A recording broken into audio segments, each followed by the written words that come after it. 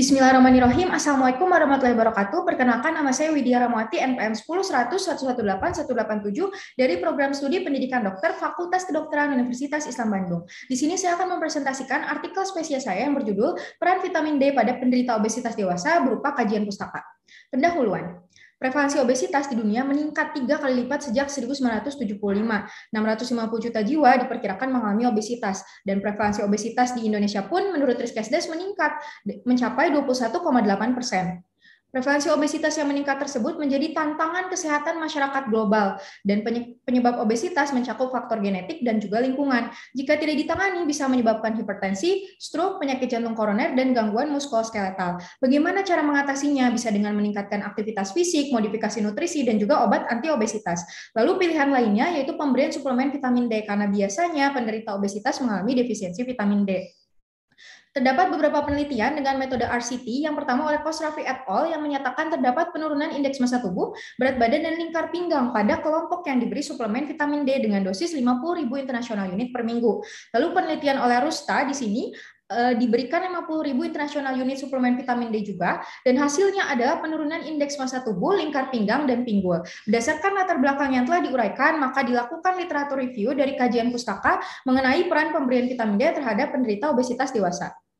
Metodologi penelitian. Peneliti menggunakan metode literatur review, yaitu jenis datanya adalah data sekunder, metode pengumpulan data adalah studi pustaka.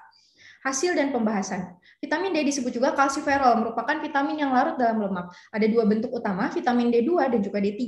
Nah, vitamin D2 biasanya dari sumber nabati, sedangkan vitamin D3 bisa disintesis di kulit dari 7-dehidrokolesterol dan bisa dari sumber hewani seperti ikan, susu, dan juga kuning telur. Peran lain vitamin D dalam kesehatan bisa membantu absorpsi kalsium dan fosfor sehingga tulang tumbuh lebih kuat, mencegah obesitas dengan mengatur dari regulasi jaringan adiposa, lalu peran pada sistem imun, mencegah penurunan kognitif dan memperlambat progresi penyakit Parkinson, dan juga vitamin D memiliki efek anti-inflamasi. Obesitas sendiri adalah akumulasi lemak yang tidak normal atau berlebih yang bisa mengganggu kesehatan. Menurut WHO, indeks massa tubuh pada obesitas adalah lebih dari sama dengan 30 kg per meter persegi. Sedangkan menurut standar Asia Pasifik, indeks massa tubuh pada obesitas adalah lebih dari sama dengan 25 kg per meter persegi. Cara menghitungnya adalah hasil bagi antara berat badan dalam kilogram dibagi dengan kuadrat dari tinggi badan dalam satuan meter. Dampak obesitas menyebabkan 9.000 kematian setiap tahun, stroke, kanker, hipertensi, metabolic syndrome, osteoartritis, gangguan muskuloskeletal, dan diabetes mellitus.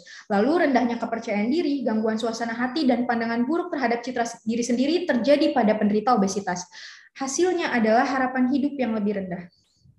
Manajemen obesitas sendiri bisa dengan terapi nutrisi, aktivitas fisik, terapi farmakologi, dan terapi suplemen vitamin D. Diberikan 1.500 sampai 2.000 internasional unit per hari untuk dewasa. Hubungan vitamin D dengan obesitas dijelaskan oleh teori sekuestrasi dan teori degradasi. Yang pertama, teori sekuestrasi. Jadi, individu obesitas gagal mengkonversi pre-vitamin D menjadi vitamin D di kulit, sehingga tidak bisa menyimpan vitamin D di jaringan adiposa. Akibatnya, hasilnya adalah rendahnya kadar vitamin D tubuh, sedangkan teori degradasi berkaitan dengan inflamasi. Jadi, meningkatnya jaringan adiposa pada penderita obesitas akan menginisiasi infiltrasi dari sel imun yang bisa merilis sitokin proinflamasi, jadi akan menurunkan ekspresi vitamin D.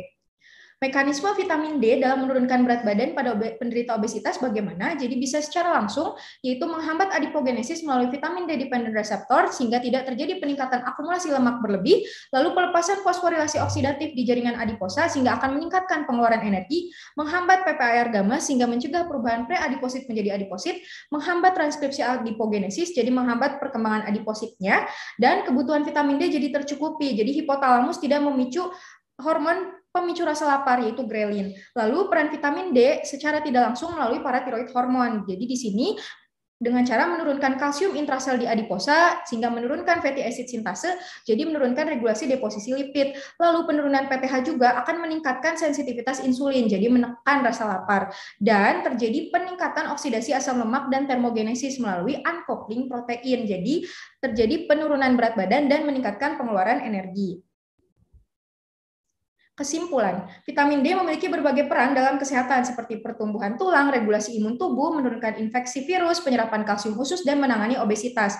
Nah, vitamin D dalam menurunkan berat badan bisa secara langsung melalui vitamin D dependent receptor maupun secara tidak langsung melalui hormon paratiroid. Nah, penderita obesitas juga umumnya mengalami defisiensi vitamin D sehingga pemberian suplemen vitamin D ini bisa menjadi salah satu pilihan dalam menangani penderita obesitas. Alhamdulillahirrahmanirrahim, sekian dari saya. Terima kasih. Wassalamualaikum warahmatullahi wabarakatuh.